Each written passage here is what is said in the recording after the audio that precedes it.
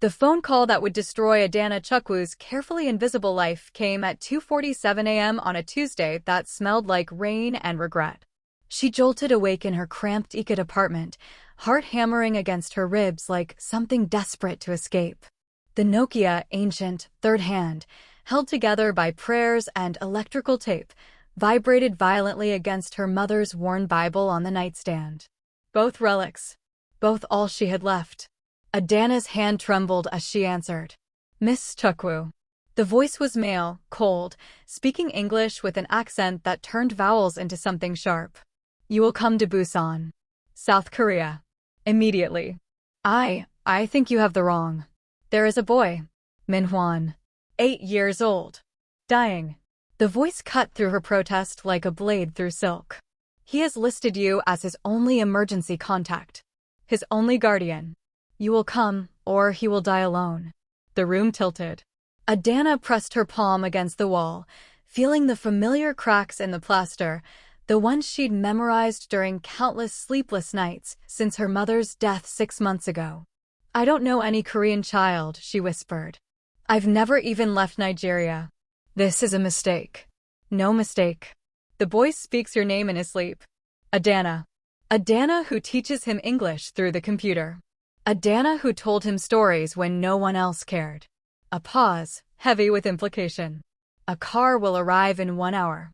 A ticket will be delivered in 30 minutes. Everything is arranged. I can't just— Who are you? Who's paying for this?" "Someone who does not like to wait. Someone who always gets what he wants." The voice dropped lower, almost gentle, which somehow made it more terrifying. "The boy is dying, Miss Chukwu. And time, for all of us, is running out." The line went dead. Adana sat frozen, phone pressed to her ear, listening to silence that screamed louder than any voice. Her mother's final words echoed in the darkness, words whispered from a hospital bed they couldn't afford, in a room that smelled like death and disinfectant. "Adana, my daughter. Stay invisible. Stay safe. The world is not kind to girls like us. The world takes and takes until there's nothing left." She'd promised. God, she'd promised. But 28 minutes later, a black envelope slid under her door with a sound like a knife being unsheathed. Inside, a first-class ticket to Busan, a visa stamped with approvals that should have taken months, and a single sentence printed on expensive cardstock. "The boy trusts only you." Adana clutched her mother's Bible, pages worn soft from desperate hands, margin notes in Igbo that spelled out survival prayers, and felt something inside her crack. Not break. Just crack. Enough to let a sliver of something dangerous slip through. Mercy. Duty. The possibility that maybe, for once, someone needed her more than she needed to stay safe. At Murtala Muhammad International Airport, she boarded the plane with legs that barely held her weight. Found her seat, too comfortable, too expensive, wrong, and buckled herself in. Legos fell away beneath her. The Atlantic stretched out like a dark promise. She pressed her forehead against the cold window and whispered the only prayer left in her arsenal. "Please God, let this be quick." She had no idea that quick was the one thing it would never be. Like and subscribe if you're already hooked, because what she finds in Korea will shatter everything. Drop a comment telling me where you're watching from, and trust me, the twist coming will leave you speechless. Busan hit Adana like a fist wrapped in silk. Everything gleamed. The airport terminals stretched endless and spotless, glass and steel and efficiency that made her skin prickle with awareness of how out of place she was. Women in designer coats strode past on heels that cost more than her entire year's rent. Men in sharp suits spoke rapid Korean into phones, their voices clipped with the confidence of people who'd never had to beg for anything. Adana gripped her mother's Bible tighter and tried to remember how to breathe. A man waited at arrivals. Tall, maybe 35, with a face carved from ice and expensive indifference. His suit was black. His eyes were darker. "Miss Chukwu." Not a question. A statement. "I am Jihoon. I manage affairs for the benefactor. Follow me." No smile. No warmth. Just expectation that she would obey. She wanted to run. Every survival instinct her mother had beaten into her screamed to turn around, get back on that plane, return to her small, suffocating, but predictable life. Instead, she followed this stranger through automatic doors into a Mercedes that smelled like leather and power and decisions made by people who never heard the word no. The hospital was private. Elite. The kind of place where dying was done with dignity because you could afford it. Minhwan's room was on the 7th floor. Adana saw him through the glass partition first, a small boy drowning in white sheets, tubes snaking from his thin arms, monitors beeping their mechanical concern. His head was bare from chemotherapy. His skin held that translucent quality of children who'd spent too long away from sunlight. But his eyes. God, his eyes. They locked onto her the moment she entered, and something impossible happened. They lit up with recognition. With hope. Teacher Adana. His voice was weak, heavily accented, but unmistakably joyful. You came. You really came. Memory slammed into her with physical force. 6 months ago. The free online literacy program she'd joined to distract herself from grief. The anonymous student who'd logged in faithfully every Tuesday and Thursday, username curious_owl_88, asking careful questions about English pronunciation, about stories, about a world beyond whatever cage held him.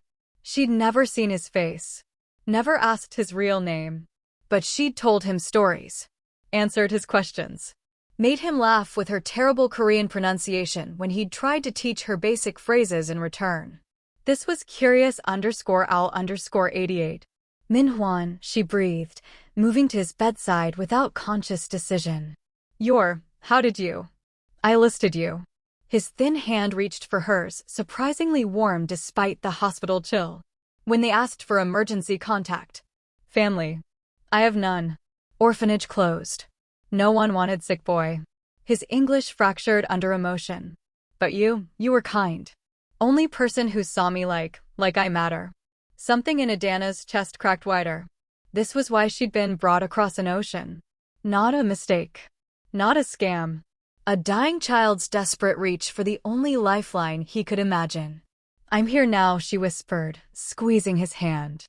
I'm here. A throat cleared behind her. Jihoon stood in the doorway, expression unreadable. The boy's treatment is expensive.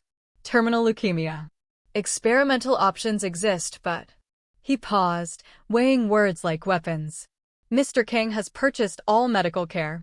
Unlimited. On one condition. Ice slid down Adana's spine. What condition? You meet him. Tonight. He has. Jihoon's joy tightened almost imperceptibly, a request. Every warning her mother had ever given her screamed in unison.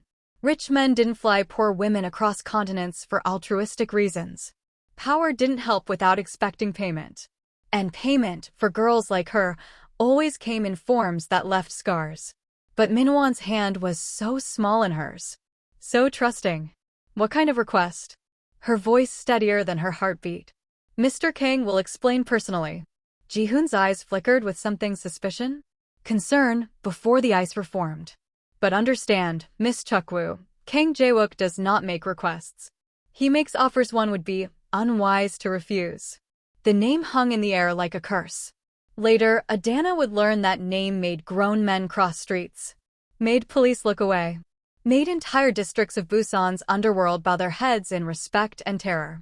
But in that moment, she only knew one thing. She was 23 years old, a virgin by choice and circumstance, carrying her dead mother's Bible in a country that felt like another planet. She had no money, no connections, no way home except the mercy of strangers. And somewhere in this gleaming, foreign city, a man powerful enough to orchestrate all of this, visas, tickets, medical miracles, wanted something from her. Adana looked at Minhwan's hopeful face, then at Jihoon's cold assessment. When? She asked. Now, Jihoon replied. He is not a patient man. She kissed Minhwan's forehead, a promise she wasn't sure she could keep, and followed the dangerous stranger into an elevator that felt distinctly like descending into something she would never climb out of. The doors closed. Her reflection stared back, small, terrified, clutching a Bible like a shield that had never actually protected anyone. "Stay invisible, stay safe," her mother's ghost whispered. But invisible girls didn't get flown to Korea. And safe girls didn't willingly walk toward men whose names made ice form in other people's eyes. The penthouse occupied the 48th floor of a building that touched clouds and secrets in equal measure. Adana stepped from the elevator into a space that redefined wealth. Floor-to-ceiling windows framed Busousan's glittering coastline like a painting too expensive to exist. Marble floors reflected recessed lighting that cast everything in amber warmth. Modern art, the kind museums fought over, lined walls the color of expensive whiskey. But it was the man in the leather chair who stole all the air from her lungs. Kang Jae-wook sat like a king on a throne he was too tired to want anymore. 46, Ji-hoon had mentioned in the car. He looked ageless and ancient simultaneously, the kind of contradiction that happened when beauty collided with suffering. Sharp cheekbones. Jet black hair swept back from a face that could have launched fashion campaigns if it weren't for the hollowness around his eyes. Those eyes, dark, infinite, carrying the weight of too many bodies buried in too many unmarked graves. He was connected to oxygen. The thin tube running beneath his nose should have made him look weak. Instead, it made him look like a predator conserving energy before the final hunt. "Miss Chukwu." His voice rolled out in perfect English, accent minimal, tone like smoke. "Thank you for coming." As if she'd had a choice. Sit. Not a request. But delivered so gently it almost felt like one. Adana lowered herself onto the sofa across from him, Bible clutched in her lap like armor that had already failed its last inspection. Her heart hammered so loud she was certain he could hear it. Jae-wook studied her with an intensity that felt like being seen through, not just at. "Do you know who I am?" "No." Her voice barely escaped. Something flickered in his expression. Surprise? Relief? Good. That means Ji-hoon followed instructions. He leaned forward slightly, and she noticed how the movement cost him a tightness around his mouth, a controlled breath. "I am dying, Miss Chukwu. A genetic heart condition that has claimed every man in my bloodline. I have perhaps 6 months. Perhaps less." Adana's grip on the Bible tightened. I'm sorry. Don't be. I've earned this death." He waved a hand dismissively. "But before I go, I'm doing something I should have done years ago. I'm adopting Min-hwan. Giving him my name, my resources, a chance at life I can no longer have." Her breath caught. Why?" "Because I can. Because he deserves better than dying in a system that discarded him." Jae-wook's eyes never left hers. "And because I need something from you." There it was. The payment. The trap. Adana's stomach twisted. She thought of Min-hwan's hopeful face, her mother's warnings, the 1,000 ways powerful men destroyed girls who had nothing left to lose. "What do you want?" Her voice steadier than her hands. Jae-wook was silent for a long moment. When he spoke, his words shattered every assumption she'd built. "I want to feel loved without fear. Just once. Even if you must pretend." The room tilted. I don't understand. Everyone who has ever claimed to love me did so out of fear or greed." His voice carried a weariness that transcended physical illness. "My men fear me. My associates use me. Women see power, money, danger, never the man drowning beneath it all." He met her eyes with devastating honesty. "I am going to die, Miss Chukwu. And I will die having never known if love could exist without corruption. You want me to." Adana couldn't finish. "Stay here. 1 month. Let me feel what it's like to have someone care without agenda." He raised a hand, forestalling her panic. "I am not asking for your body. I will not touch you unless you choose it. I want companionship. Conversation. Someone to hold my hand who isn't calculating their inheritance." Insanity. This was insanity. "I'll pay you $200,000, he continued. "Enough to rebuild your life in Nigeria. Enough to ensure you never have to be vulnerable again." His expression softened impossibly. "And Min-hwan gets the best care available. Experimental treatments. A future. Why me?" The question tore from her. "You could hire anyone. Actresses. Models. People who know how to pretend." Jae-wook's smile was sad, knowing. That's precisely why not them. You're terrified of me right now. You don't know my reputation. You have no reason to want anything from me except escape. He leaned back, oxygen hissing quietly. That innocence, Miss Chukwu, that's what I'm buying. 1 month of feeling human before the monster dies. Adana's mind raced. $200,000. Minwon's life. 1 month of pretending to care for a dying man who seemed more broken than dangerous. I need to think. Glass exploded inward. The window shattered in a spray of crystalline violence. Gunfire erupted, sharp cracks that punched holes in expensive art, shredded furniture, turned the amber warmth into chaos and screaming alarms. Jaewook moved despite his illness, yanking Adana down behind the sofa as bullets chewed through space where her head had been seconds before. Panic room. Jihoon's voice roared from somewhere. Boss move. But Jaewook was weakening, oxygen tube ripped free, face straining of color. He wouldn't make it. Adana didn't think. Thinking was for people who had the luxury of choice. She grabbed his arm, solid muscle beneath expensive fabric, and hauled him toward a door hidden in the wall paneling. Her hands found the mechanism Jihoon had frantically indicated. The door hissed open. She shoved Jaewook inside, tumbled in after him, slammed steel between them and death. In the sudden silence, punctuated only by muffled gunfire and their ragged breathing, Adana pressed her back against cold metal and stared at the man she'd just saved. Jaewook looked at her with something beyond surprise, beyond gratitude. Wonder. You. He breathed. You didn't run. Adana's hands shook violently. I don't know why I didn't run. His laugh was breathless, pained, disbelieving. Everyone runs from me, Miss Chukwu. Everyone with sense. The building's security system engaged. Silence fell like a curtain. When Jihoon finally opened the panic room, face grim, guns still drawn, he looked between them with an expression Adana couldn't read. Assassins. Professional. They're dead now. His eyes locked on Adana. You saved his life. She had. God help her, she had. Jaewook stood slowly, retrieved his oxygen, and turned to her with eyes that carried a new weight. You can't leave now, he said quietly. They saw you. Whoever sent them will assume you matter to me. A pause, heavy with implication. You're a target, Miss Chukwu. The only safe place is here. With me. The trap had sprung. But not the way she'd expected. She wasn't a prisoner of his desire. She was a prisoner of having cared enough to save him. The safe house was beautiful in the way expensive cages always were. Nestled in the mountains outside Busousan, surrounded by security that could have stopped a small army, it was all traditional Korean architecture fused with modern luxury. Paper screens. Heated floors. Gardens that whispered with careful wind. A place designed for people who needed to disappear without sacrificing comfort. Adana had her own wing. Privacy. Space. Everything except freedom. 3 days bled into each other like watercolors in rain. She saw Jaewook at meals, breakfast, lunch, dinner served by silent staff who materialized and vanished like ghosts.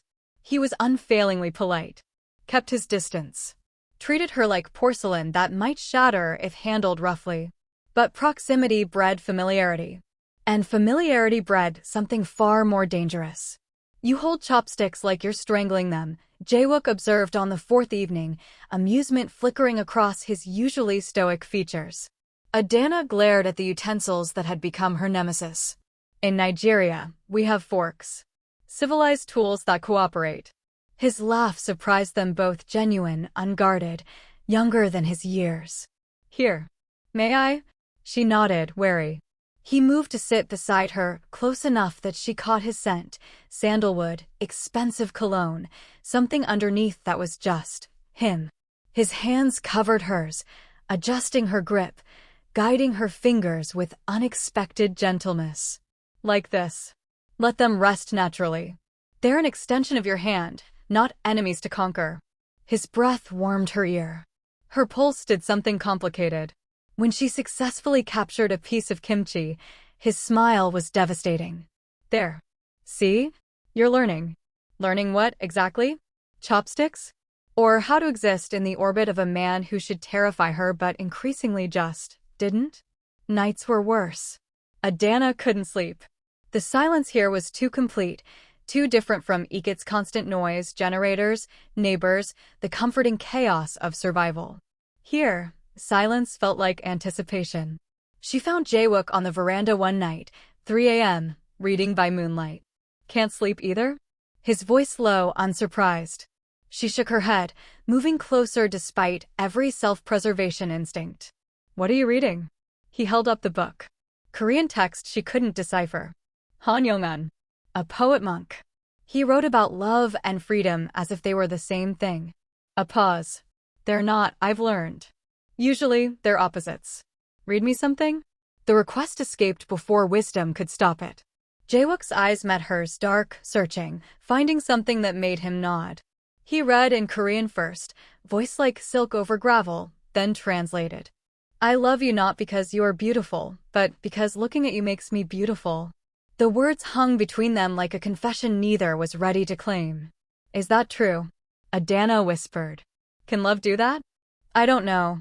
His honesty cut deeper than any lie. I've never experienced it. What about your wife? His expression shuddered. Seo-yeon loved what I represented. Power. Protection. She never loved the man terrified of becoming his father. He looked away. She died 6 years ago. Car bomb meant for me. I've carried that guilt ever since. Adana's hand found his before thought intervened. That wasn't your fault. Everything in my world is my fault, Miss Chukwu. Adana, she corrected softly. If we're doing this, whatever this is, call me Adana. His fingers tightened around hers. Adana. Her name and his voice felt like a promise and a threat. But Ji-hoon was watching. Always watching. You're disrupting the balance, he told her on the 7th day, voice cold with warning. Boss is getting attached. That's dangerous. I'm not doing anything, Adana protested. That's the problem. Ji-hoon's eyes were flint. You exist. For a man like him, that's enough. The words felt like accusation. Like she was the villain for being human. That night, Minwon's condition crashed. The call came at midnight, his experimental treatment triggering complications, fever spiking, doctors scrambling. Adana insisted on going to the hospital despite security concerns. Jae-wook went with her. They were in the corridor when the second attack came. Not bullets this time. Knives. Silent killers melting from shadows, blades seeking flesh with professional precision. Adana saw the glint of steel aimed at Minwon's room. Didn't think. Threw herself between the assassin and the door. Pain exploded across her shoulder, hot, sharp, shocking in its immediacy. She screamed. Then Jae-wook was there, despite his weakness, despite the oxygen tank, moving with a violence that belonged to the monster everyone feared. The assassin dropped, throat crushed, before security swarmed. Adana. Jae-wook caught her as she swayed, blood blooming crimson across her blouse. His face, God, his face, transformed with rage and terror. I'm okay, she gasped. Minhwan is safe. You're bleeding. His hands shook as they pressed against her wound. Why would you do that? Why? He's a child, she breathed. What else would I do? Something cracked in his expression. The monster receded, leaving only the man terrified, furious, devastatingly tender. In the safe house's medical room, Jae-wook dismissed the doctor after the stitches. Insisted on changing her bandages himself. His hands were impossibly gentle against her skin, tracing the wound's edges, applying antibiotic cream with reverence usually reserved for sacred things. You could have died, he whispered. So could you. Every day. Her good hand rose, trembling, to touch his face. We're both dying, Jae-wook. Some of us just faster than others. His hand covered hers, pressed it against his cheek. I don't want to die anymore. Why not? Because of you. Raw. Honest. Terrifying. You make me want to live. Their faces were inches apart. His breath mingled with hers. The space between them charged with everything unsaid, everything impossible. The kiss would have happened, God, it was going to happen, except Ji-hoon burst in. Boss. We have a problem. Evidence just surfaced. The attacks, they're not random. His expression was grim. They're coming from the Choi Syndicate. Your rival. Jae-wook pulled back, the moment shattered. You're certain? Security footage. Financial trails. It's him. But something in Ji-hoon's eyes flickered. Just for a second. Something that looked like guilt. Adana caught it. Wondered. Feared. Later, alone in her room, she whispered prayers into darkness that offered no answers. Minhwan was stable but deteriorating. Jae-wook was dying by inches. Someone wanted them all dead. And she was falling in love with a man whose world was built on violence she couldn't begin to understand. Her shoulder throbbed where she'd taken a blade meant for a child. Somewhere in the house, Jae-wook's labored breathing echoed through expensive silence. The month she'd agreed to was becoming something else entirely. Something that felt dangerously like forever. The package arrived on the 14th day, wrapped in brown paper and secrets that would detonate like grenades. Ji-hoon brought it to Jae-wook's study, where Adana sat reading aloud from her Bible psalms, the comfort verses her mother had loved. Jae-wook listened with eyes closed, oxygen hissing softly, looking almost peaceful. Boss. Ji-hoon's voice carried a weight that made Adana's skin prickle. This was left at the gate. No cameras caught the delivery. No prints. Jae-wook's eyes opened, all peace evaporating. He took the package with hands that had strangled men but now trembled slightly. Opened it with surgical precision. Photographs spilled across the desk like evidence of the world ending. A woman.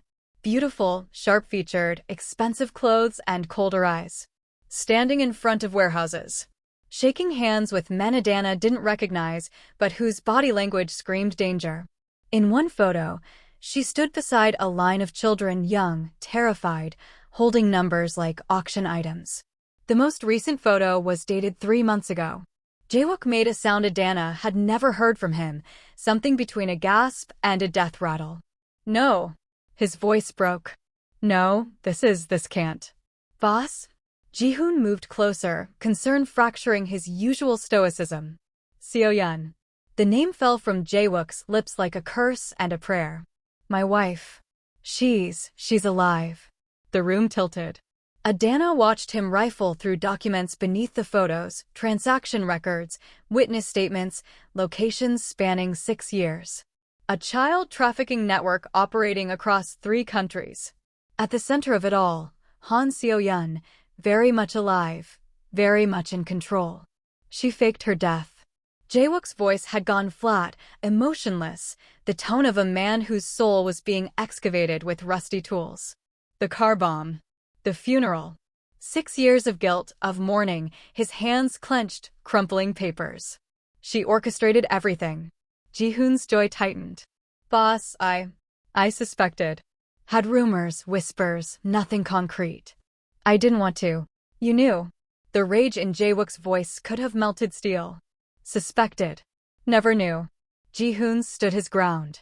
I've been investigating quietly for 2 years. He gestured at the evidence. This confirms everything. Adana's mind raced, pieces clicking into horrible place. Minhwan. He was one of the children she trafficked. Yes. Ji-hoon pulled out another document. He escaped 18 months ago from a holding facility in Seoul. Went underground. Found your online program, Miss Chukwu, and latched onto you as his lifeline. She's been tracking him, Jae-wook continued, voice dead. Through his internet activity. When he listed you as his guardian, she saw an opportunity. Kill the boy before he can identify her operation. Kill anyone he's connected to. The assassination attempts, Adana whispered. They weren't about you. They were about Minhwan. About me. She wants you both dead. Ji-hoon's confirmation landed like a tombstone. And she's been using your connection to boss to track movements. Jae-wook stood abruptly, chair crashing backward. His face had drained of color, but his eyes blazed with something beyond rage. Beyond betrayal. I mourned her. His voice shook. I built an empire on guilt.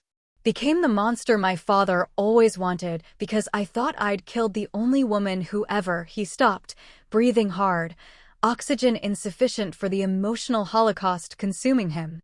She made you into this, Adana said softly. The violence. The coldness. You were atoning for a murder that never happened. She made me into a monster for nothing.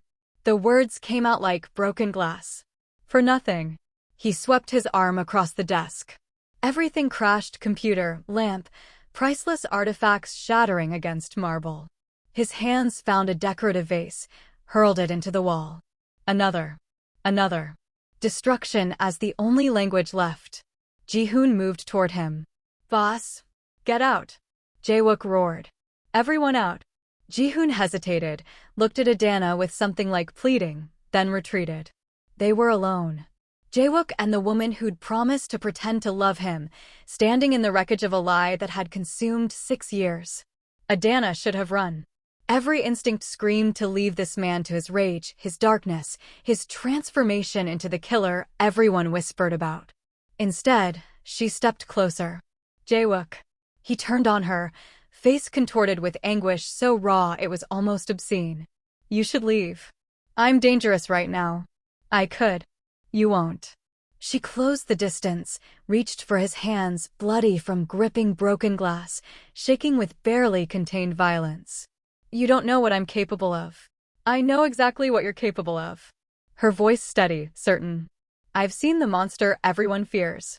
But I've also seen the man who reads poetry at 3 a.m. Who asked for love instead of demanding sex. Who's adopting a dying child for no reason except it's right. That man was built on a lie. No. She gripped his hands tighter, ignoring the blood. That man was buried under a lie. There's a difference. Something cracked in his expression. The rage drained, leaving only devastation so complete it hurt to witness. He collapsed into her, 6 feet of lethal power reduced to a man breaking in the arms of a woman he'd hired to pretend affection. Except she wasn't pretending anymore. I've never let anyone see me weak, he whispered against her shoulder, body shaking with silent sobs. Adana held him tighter, one hand in his hair, the other pressed against his back where she could feel his failing heart hammering desperately. Then I'm honored to be the first. They stayed like that minutes, hours, time losing meaning, while the man who'd never been allowed vulnerability finally, catastrophically, broke. When he pulled back, his eyes carried something new. Something terrifying and tender. I love you. Raw. Honest. Hopeless. Not pretend. Not transactional. I love you, Adana, and I'm dying, and my wife, my dead wife who isn't dead, wants to kill you, and I. His hand went to his chest. Pain flashed across his features. Jae-wook. He crumpled. The heart attack was massive, immediate, terrifying. Ji-hoon materialized with medical staff, ambulance screaming toward the safe house. Adana rode with him, hand clutching his. Watching monitors spike and dip like his life was a commodity being traded on an unstable market. In the hospital, after emergency intervention, after doctors delivered grim prognoses about time running out faster than anticipated, Jae-wook opened his eyes to find her there. You stayed, he whispered, surprised. Of course I stayed. If I survive this. His hand found hers weakly. Would you consider staying? Not for money. Not for obligation. Just for me. Adana looked at this dying man, this criminal, this poet, this monster, this heartbreakingly human disaster, and felt her own heart crack. I'm already staying, she whispered. Because she loved him. God help her, she loved him. And love, she was learning, was the cruelest master of all. Min-hwan vanished on the 17th day, stolen from his hospital room like smoke dispersing. The call came at dawn. Ji-hoon's voice tight with controlled panic. The boy's gone. Security footage shows 2 professionals. Medical staff sedated. Clean extraction. Adana's world imploded. Jae-wook, barely recovered from his heart attack, moved with a desperation that terrified his doctors. Lock down the city. Every contact, every favor owed, call them in. Find that child. But before they could mobilize, a video arrived. Min-hwan, bound to a chair in a concrete room, terrified but alive.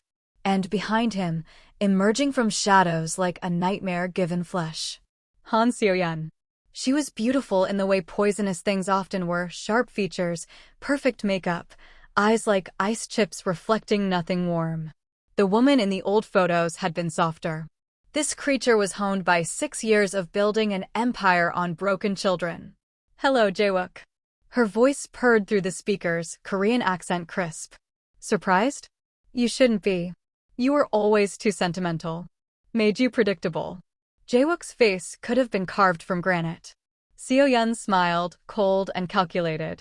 I'll make this simple. Trade the girl for the boy. She's the one I really want anyway. Why? Jaewook's voice barely human. Because she makes you vulnerable, darling. Because watching you care about someone really care is delicious. She leaned closer to the camera. I'll kill the boy eventually. He knows too much. But killing her first? Watching you break before your defective heart finally gives out? That's the revenge I've been waiting for. The video ended. Silence filled the room like poison gas. No. Jaewook's voice cut through it. Absolutely not. We find another way. But Adana was already standing, decision crystallizing with terrible clarity. I'll go. Like hell you will. That child came into danger because of me. Her voice rose, powered by guilt that had been building since Busousan. He listed me. He trusted me. I'm not letting him die for that trust. You'll die. Jaewook moved toward her, oxygen tank dragging, face contorted with desperation and rage. She wants you dead, Adana. Trading yourself is suicide. Then it's suicide. She met his eyes, willing herself to be strong. Better me than a child. I can't lose you. His hands gripped her shoulders. I've lost everyone. My parents. My brother. Seo-yeon, not to death, but to betrayal, which is worse.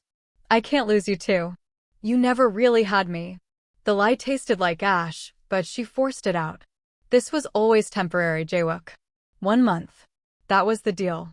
She watched the words land like bullets, each one finding flesh, drawing blood he couldn't afford to lose. You're lying.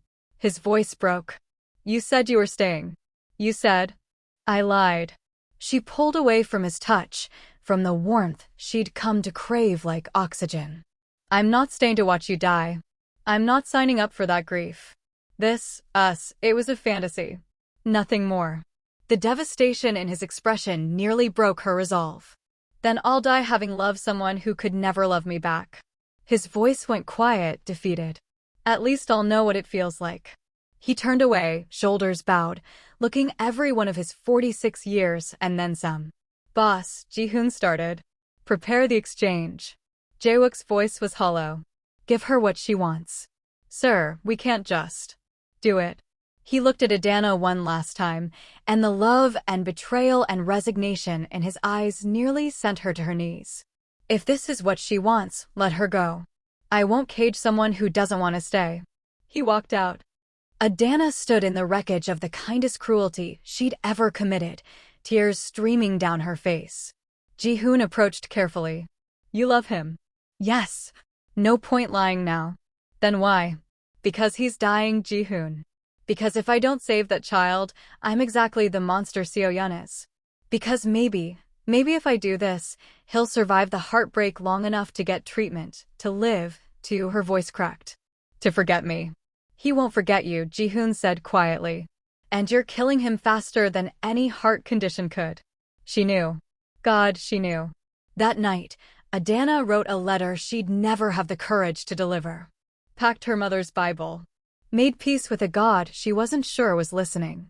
In another wing, Jaewook's heart monitor beeped erratically. His doctor had given Ji-hoon the prognosis in whispered tones. The stress is accelerating everything. Days, maybe hours. His heart can't take much more. Time was a currency they'd run out of. And in some warehouse across the city, Seo-yeon waited with a smile sharp as knives and a child's life hanging by threads spun from pure malice. Dawn would bring the exchange.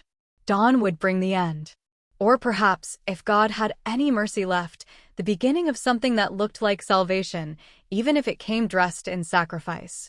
Adana was halfway to the car when Jaewook found her. Dawn painted the sky in shades of wounded rose, and she'd moved silently through the safe house, letter tucked into her Bible, heart already buried beneath layers of protective numbness. Ji-hoon had arranged everything. The exchange would happen in 2 hours. She would trade herself for Min-hwan, and whatever happened after. Stop. Jaewook's voice cut through the morning like a blade. She turned. He stood in the doorway, oxygen tank abandoned, chest heaving with exertion that could kill him, eyes blazing with something beyond anger. You are going to leave. Without saying goodbye. It's easier this way. Easier? He closed the distance between them with frightening speed for a dying man. You lied to me. Told me you didn't love me. We're going to walk into death thinking I believed that bullshit. Jaewook, please. No. His hands framed her face, forcing her to meet his gaze. Tell me the truth. Right now. Do you love me? The dam broke. Yes. The word tore from her like a confession ripped by pliers. Yes, I love you. I'm terrified of loving you because you're dying and I can't survive losing someone else. My mother, my father, everyone I've ever cared about leaves, and you're already leaving and I can't. He kissed her. Not gentle. Not careful. Desperate and consuming, and tasting of goodbye transformed into something that looked dangerously like hello. When they broke apart, both breathing hard, his forehead pressed against hers. Then let's not waste whatever time we have left, he whispered. Hours, days, months, I don't care. I want them with you. Minhwan. We save him together. You don't sacrifice yourself. We fight and we win, or we go down swinging side by side. His thumb traced her cheekbone. But first, let me love you. Really love you. Not pretend. Not transaction. Just us. She nodded, unable to speak past the emotion choking her. He led her back inside, to his room where dawn light spilled across sheets that had never held anything but solitude. They stood facing each other, the weight of everything unsaid pressing down like atmosphere before a storm. I've never. Adana's voice trembled. I've been waiting for someone who. I know. He stepped closer, hands gentle on her shoulders. We can stop. We don't have to. I want to. She met his eyes, certain despite the fear. I choose this. I choose you. What followed was holy in ways churches never managed. Jaewook undressed her with reverence, each revealed inch of skin worshipped with touches that trembled, kisses that mapped her like prayer. When his lips found her scars, the shoulder wound, old marks from a childhood of survival, he lingered there, making even her damage feel sacred. You're beautiful, he whispered against her skin. So beautiful it hurts to look at you. Adana's hands explored him in return. The scars that testified to violence survived, the two prominent ribs that spoke of illness, the heart that beat erratically beneath her palm. She traced each imperfection with fingertips and lips, learning the geography of a man who'd been touched with fear or greed, but never love. When he finally entered her, moving slowly despite her gasped permission for more, the pain was brief and insignificant compared to the overwhelming rightness of it. Of being connected to him so completely. Of giving him something no one else had claimed. They moved together, finding rhythm in the space between heartbeats. His hands tangled in her hair. Her nails scored his back. They breathed each other's names like incantations against mortality. When she shattered, he followed, both of them clinging to each other as if physical connection could somehow anchor them against the inevitable. After, wrapped in sheets and each other, Adana traced the scars across his chest while he played with her hair.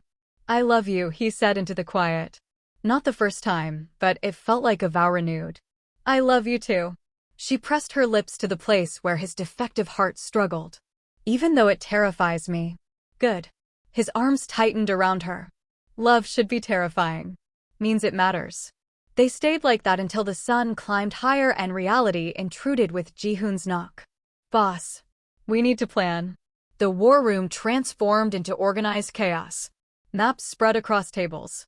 Jihoon revealed Seoyun's location, an old syndicate warehouse near the port, abandoned officially, crawling with her people unofficially. She's expecting you to come alone, Jihoon said to Adana. She's not expecting an army. Jaewook made calls, decades of connections activated with simple phrases that made dangerous men agree immediately. By noon, they had 20 experienced operatives, weapons, strategy. I'm coming with you, Adana stated, brooking no argument. Adana. No. She met Jaewook's concerned gaze with steel. I'm not staying behind. Not anymore. We do this together. He studied her, then nodded slowly. Together. They prepared like soldiers facing final battle. Kevlar vests. Weapons training, Adana's hands shaking as she learned to hold a gun. Jihoon's patient instruction on where to aim, when to shoot, how to survive. In a quiet moment, Jae-wook sat at his desk writing. Adana watched from the doorway. What's that? He looked up, expression vulnerable. Letter. In case I don't make it. Wanted you to know everything I didn't get to say. She crossed to him, took the pen from his hand, kissed him deeply. Tell me after. When we're both alive. His smile was sad, hopeful, heartbreaking. Deal. As night fell, they stood together looking at the warehouse location on the map. Min-hwan was in there, terrified, waiting for rescue that might never come. Seo-yeon was in there, expecting victory. Adana's hand found Jae-wook's. We both come back, she said firmly. Or neither of us does. His fingers laced with hers. Together. They moved into the night, armed with love and desperation, and the kind of courage that only blooms when you've already lost everything and found something worth dying for. The warehouse waited, pregnant with violence and answers, and the woman who'd set this entire tragedy in motion. Dawn would bring resolution. Or it would bring the end. Either way, they'd face it side by side. The warehouse smelled like rust and old blood and secrets that had fermented into poison. Jae-wook's team moved like shadows, silent, efficient, lethal. Adana stayed close to him, gun heavy in her hand, heart hammering against her ribs hard enough to crack bone. They'd disabled exterior guards quietly, slipped through side entrances, spread through the building like an infection Seo-yeon hadn't anticipated. Min-hwan was in the basement. They found him in a cell that was too small, too cold, chained to a chair like an animal. His eyes, God, his eyes when he saw Adana, filled with hope so pure it hurt. Teacher, he sobbed. You came. Always. She worked the chains with trembling fingers while Jihoon covered the door. I'll always come for you. How touching. The voice froze everyone. Seo-yeon emerged from shadows like a nightmare achieving corporeal form.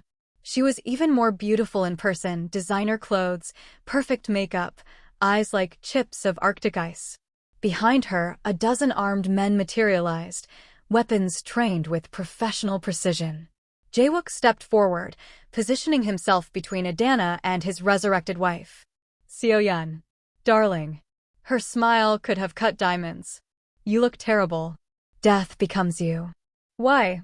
The word came out raw, stripped of everything but anguish. Why fake your death? Why become this? Because I was suffocating in your world. She moved closer, hips swaying, voice dripping contempt. The Mafia wife, decorative and silent, existing in your shadow. I wanted my own empire. These children. She gestured dismissively toward Min-hwan. Just products. Commodities. They made me rich, powerful, free. You trafficked children. Adana's voice shook with rage. Destroyed lives for profit. Seo-yeon's eyes slid to her with detached curiosity. And you're the little virgin who made my husband feel again. How sweet. How temporary. She pulled a gun with practiced ease. Killing you will be the highlight of my year. You made me believe love died with you. Jae-wook's voice had gone cold, the monster everyone feared finally surfacing. You turned me into a killer. Made me build an empire on guilt and rage. For a lie. You were always a monster, Jae-wook. Seo-yeon's laugh was crystal and cruelty. I just gave you permission to stop pretending otherwise. You enjoyed it. The power. The fear. Don't blame me for what you always were. Maybe. His hand moved to his concealed weapon. But she showed me I could be something else. Everything erupted. Jihoon's team burst through doors, a coordinated assault that turned the basement into chaos. Gunfire exploded, deafening in the enclosed space. Adana grabbed Min-hwan, shielding him with her body as bullets chewed through concrete. Jae-wook moved towards Seo-yeon with singular focus. They fought like demons who'd once loved each other, intimate knowledge of weaknesses, strikes aimed at old wounds, violence that felt almost like foreplay. She was fast, trained, vicious. He was dying but desperate, each movement potentially his last. Seo-yun's gun swung toward Adana. Time crystallized. Jae-wook saw it. Threw himself sideways. The bullet meant for Adana's head caught him in the shoulder instead, not fatal, but he went down hard. No! Adana's scream tore through the chaos. Something primal awakened in her. She released Min-hwan to Ji-hoon, grabbed the fallen gun, and advanced on Seo-yun with a fury that transcended fear. Seo-yun laughed, raising her weapon. You don't have the spine. Adana fired. Not to kill. To disarm. The bullet hit Seo-yun's hand, sending her weapon clattering. Before the other woman could recover, Adana had the gun pressed to her temple. Give me one reason, Adana hissed, not to end you right now. Seo-yun's smile never wavered. Because you're not like me, sweetheart. You're weak. Sentimental. You couldn't kill if. Police sirens wailed outside. Floodlights erupted. Ji-hoon's backup plan executing perfectly. You're right, Adana said quietly. I won't become like you. But not because I'm weak. Because I choose mercy even when you don't deserve it. She stepped back. The law will handle you. Officers swarmed. Seo-yun was dragged away, screaming threats and curses. Her entire operation exposed, documented, destroyed. But Adana didn't watch. She was already at Jae-wook's side. He'd collapsed, the bullet wound bleeding but manageable. Except his breathing, God, his breathing was all wrong. Shallow. Labored. His hand clutched his chest. No, no, no. She pressed her hands to his face. Jae-wook, stay with me. Heart, giving out. His eyes found hers, love and regret swimming in their depths. Not the bullet, the stress. Paramedics rushed over. Monitors. Machines. Frantic medical terminology that translated to one thing. He was dying. We need to move him now. Heart failure. Minutes left, maybe less. They loaded him onto a gurney. Adana climbed in beside him, refusing to let go of his hand. You can't leave me, she sobbed. Not after everything. Not after showing me what love feels like. You can't. His thumb traced her knuckles weakly. Thank you for showing me love was real. The monitor flatlined. One long, unbroken tone that sounded like the universe ending. No. Adana's scream shattered something fundamental. Don't you dare. Don't you dare leave me. Paramedics swarmed with defibrillators. Once. Twice. Nothing. Min-hwan sobbed in Ji-hoon's arms. And Adana held the hand of the man she loved while his heart refused to beat. 3 months felt like 3 lifetimes. Adana stood before a grave in Ikit, Nigeria, clutching her mother's worn Bible against her chest. The headstone was simple. Her mother had never wanted anything elaborate. Just her name, her dates, and a single line, she loved fiercely. Mama, Adana whispered to the earth that held her first love, I tried to come home. Tried to rebuild. But home isn't a place anymore. It's. Her voice cracked. It's a person I thought I'd lost. The weeks after that night had been purgatory. She'd held Jae-wook's hand while machines screamed their failure. Watched doctors shake their heads. Prepared herself for a grief that would consume her completely. Then the miracle arrived. A heart donor, compatible, rushed from Seoul. Emergency experimental surgery. 30% survival chance. She'd prayed harder than she'd ever prayed in her life. And then she'd fled. Back to Nigeria. Unable to watch him die slowly even if the surgery succeeded. Unable to bear hoping when hope had always betrayed her. I'm a coward, Mama, she admitted to the grave. I ran because staying hurt too much. You're not a coward. The voice behind her made time stop. Adana turned slowly, afraid her grief had conjured hallucinations. Jae-wook stood 10 feet away, alive and whole and impossibly real. No oxygen tank. No pallor of death. Just a man who'd walked through fire and somehow emerged breathing. You're. She couldn't finish. Alive. His smile was tentative, hopeful, devastatingly beautiful. The surgery worked. New heart. New chance. He stepped closer. I've been searching for you for 2 weeks. She ran to him, crashed into his arms with enough force to knock them both over if he hadn't been ready. Tears and laughter and kisses that tasted like resurrection. I thought I lost you, she sobbed against his chest, feeling the strong, steady heartbeat, someone else's heart keeping him alive, keeping him here. Never. His arms tightened around her. I had too much to live for. Yama. Appa. They turned to see Min Hwan running toward them, healthy and glowing, remission holding strong. He crashed into their embrace, completing something that felt achingly like family. You called me. Adana's voice broke on the Korean words. Mom. You are, Min Hwan said simply. Both of you. My family. Jae-wook pulled back slightly, reached into his pocket, and produced a simple ring. Not diamonds. Not ostentatious. Just a band of gold that caught sunlight like promise. You once said to make it fast, he murmured, kneeling before her with Min Hwan grinning beside him. But I don't want fast anymore. I want forever. Marry me, Adana. Build a life with me. Help me become the man you saw when everyone else saw a monster. She looked at him, this reformed criminal who'd left the syndicate, who was building legitimate businesses fighting the very trafficking his ex-wife had perpetuated. This man who died and come back for her. You asked me to make it fast, she whispered, taking the ring with trembling fingers. But I want forever instead. He slid the ring onto her finger, sealed it with a kiss that tasted like new beginnings. They walked away from the grave together, Jae-wook, Adana, and Min Hwan between them, holding both their hands. The sunset painted them in gold and promise, 3 broken pieces forming something unexpectedly whole. His dying wish wasn't death. It was the beginning of everything. If this story touched your heart, smash that like button and subscribe for more stories that will make you believe in love again. And here's a question for you. If you could grant someone one dying wish, what would it be? Drop your answer in the comments below. I read every single one. Part of the journey is sharing it together.